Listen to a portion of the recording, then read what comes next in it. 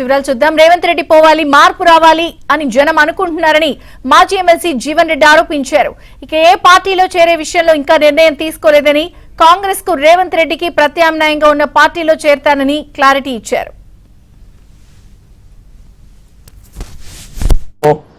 అందులో భాగంగా ఏదైతుందో బీఆర్ఎస్ కూడా భావిస్తుంది, బీజేపీ కూడా భావిస్తుంది.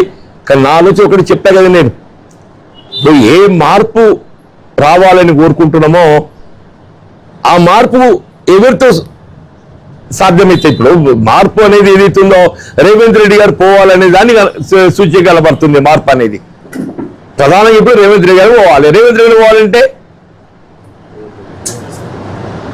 అప్పుడు కాంగ్రెస్ పార్టీతో కేసీఆర్ పోతాడని చెప్పని భావించింది, కాంగ్రెస్ పార్టీకి అండగా నిలిచింది. మరి రేవంత్ రెడ్డి గారు పోవాలంటే ఏ పార్టీకి అండగా నిలవాలని కూడా ఆలోచన చేయాలి కదా. That's why little time. ప్రత్యామ్నాయం రేవంత్ రెడ్డి ప్రత్యామ్నాయం